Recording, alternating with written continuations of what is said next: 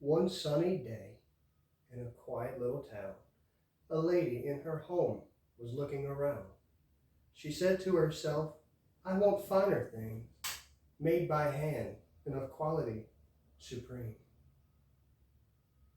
She found Burnstock and inquired, Can you build what I desire? I want a table of wood and white to go along a matching light. And so they made the things she asked for, but then she realized she wanted more. I need a shelf, but not just any. I want it unique. I want it pretty. I want it curved. This may sound silly. Then curve it back. I want this, really. I know it's a challenge. It will be hard. But can you build this shelf I asked for? Excuse me? Can I build it? Yes. Yes, I can build a shelf. Because I'm the greatest woodworker in Ponchatoula. Rah! I am the best on this side of the Mississippi. I'm the greatest. Back to the story. Sit back. I'll get this done. Because I'm the greatest woodworker around, son. So this beautiful man in the shop, what he's doing is he's cutting down this piece of plywood to 80 inches tall. So I don't want to do this cut on a table saw because I would have almost 8 foot. Is that a straight line? He can't cut on a straight line? What the heck? Oh, that's right. We slanted the top of it. So the peak of this cut is at 80 inches. And the base of this cut is at some dimension. I'm not quite sure. I really just eyeballed that one. But, well, I laid it out and eyeballed it. And I don't know if you can see the pencil marks here, but I eyeballed this as well. My eyeballs are calibrated to the latest NS eyeball standards, 14.6.2. So, if you don't have that certification, it's a real good certification to have as a woodworker. I highly recommend it. So we're cutting the shape out with a jigsaw. This is 3/4 inch cabinet grade plywood. I believe it's birch. It costed me about $650 for this one sheet. So obviously we did save as much of it as possible.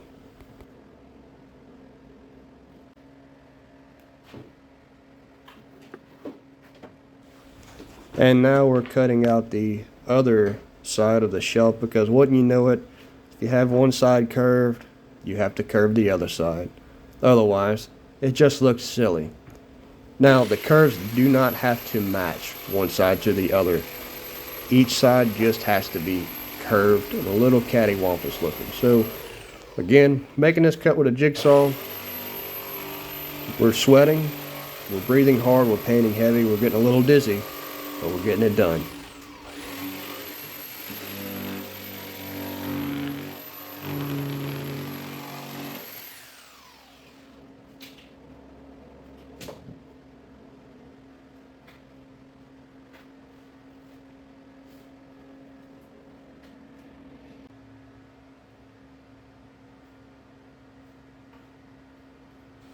And so right here we're laying out the base, and I grabbed the roundest, the most round, the closest roundest thing I could find, and I trace it. Then I draw a line from one traced roundest circle to the next traced roundest circle. Boy, that's a tongue twister.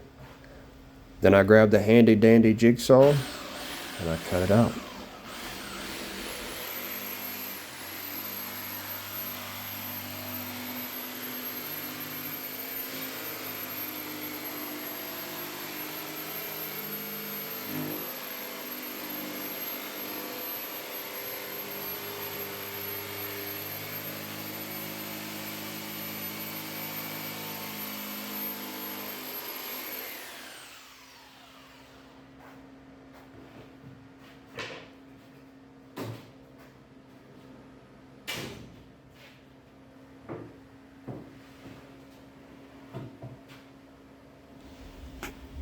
And there you have it.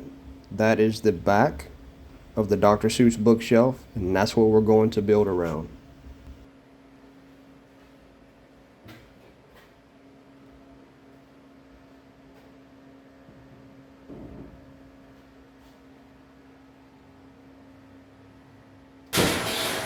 Alright, so we cut out our back, we cut out our shelves. What I did to cut the shelves is I measured from the bottom of the backer.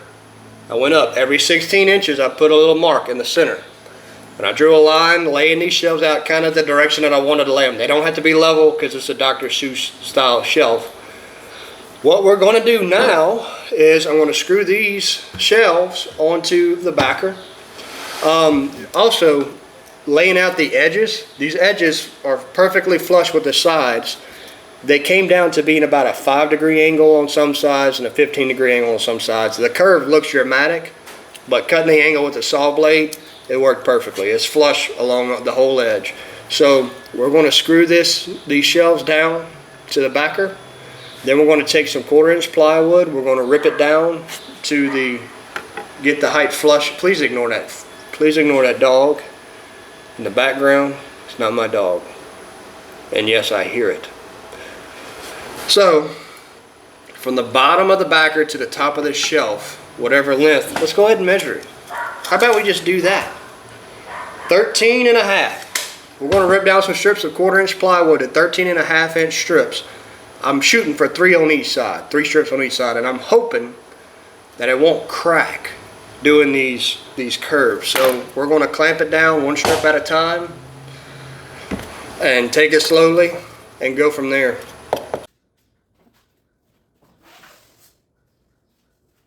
You remember how I said I hope it doesn't crack around the curves? Well, it cracked. And so I had to come up with a different plan. So what I did was I wiped all the plywood down, the 1/4-inch plywood, with hot water, and just hot water from the water faucet. I soaked a rag, I wiped both sides down, and the plywood became much more pliable. It became much more flexible. And I didn't have an issue with that. If I wet it first, I did not have an issue with cracking. I tried doing it without wetting it, and that's when I busted the side that I'm working on right now. So I had to recut that.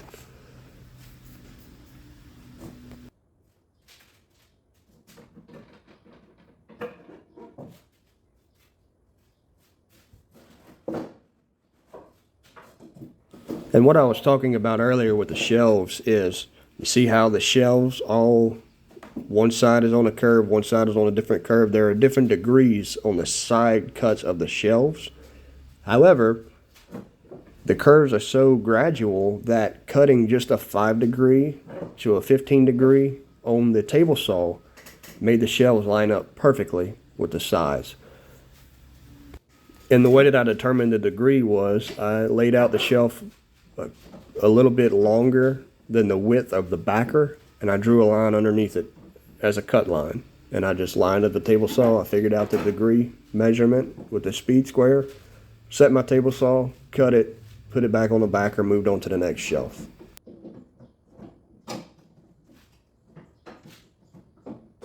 And you can see here, it is taking form. It's taking shape. It's rough, but it's taking shape. We're going to glue this. We're going to screw it. Just the first layer we're going to screw to the shelf. The other layers we're just going to glue on top of this layer. So there'll be no exposed hardware.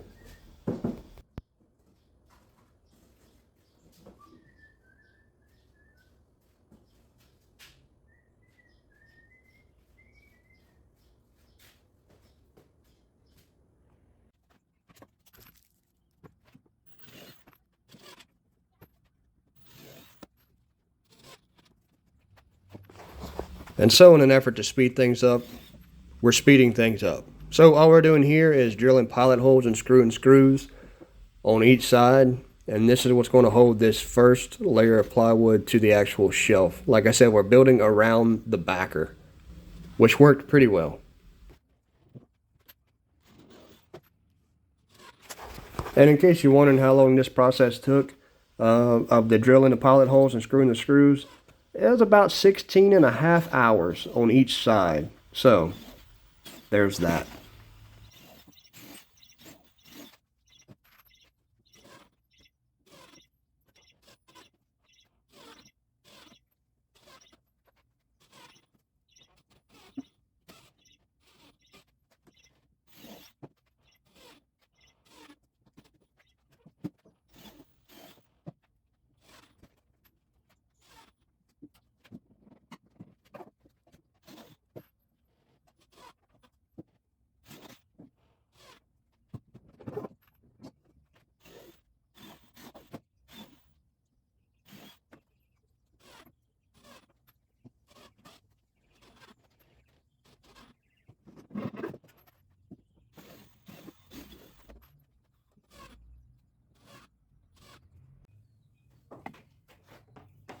So off camera, I glued up the top lamination. What we're doing now is cutting it close to flush, and I'll come back later off camera as well and cut it down flush on the top side and bottom side. This is for the excess plywood.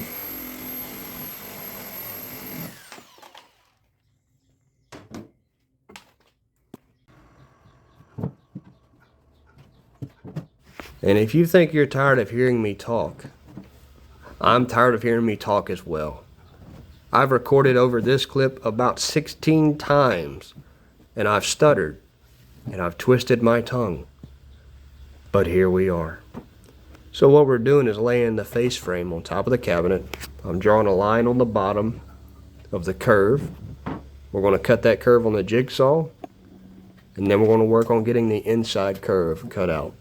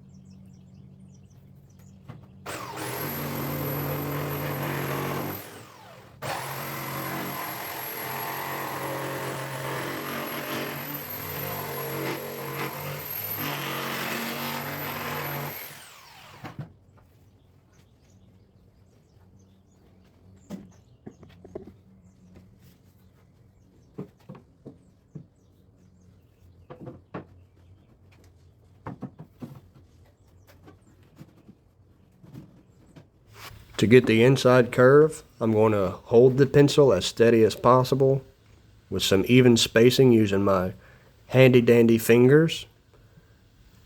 And we're going to scribe that curve onto the inside, and then we'll go cut that curve out as well. And it does not have to be perfect. It's a Dr. Suess bookshelf. People tend to look for the uniqueness, the unevenness, the unlevelness, the cattywampusness of the Dr. Suess bookshelf. That is, after all, what makes it a Dr. Suess bookshelf.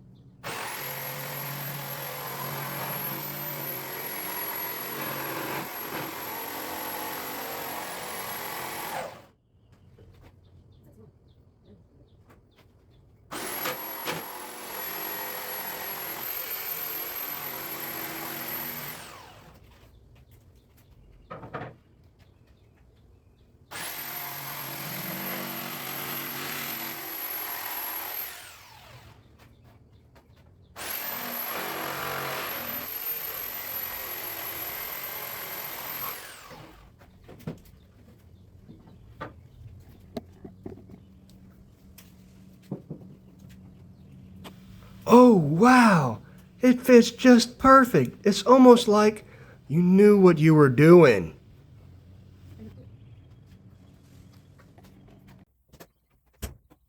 To attach the face frame, I just glued it up, left it overnight. We're taking the clamps off. We're about to start sanding off camera. We're going to paint it, and we're going to deliver it.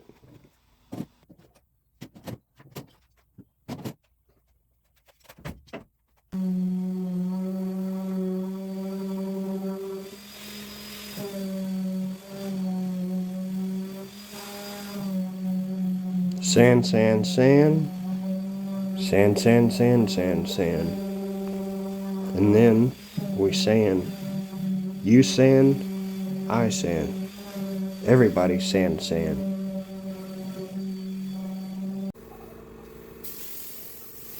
And so here, we're spraying the prime coat. Yes, I do realize I didn't have a respirator on. I don't advise it at all. It's very, very silly to not wear a respirator. But, we're priming it. Then off camera, we painted it white. Wait, we're painting it white now. We painted it red with a white backer. You'll see.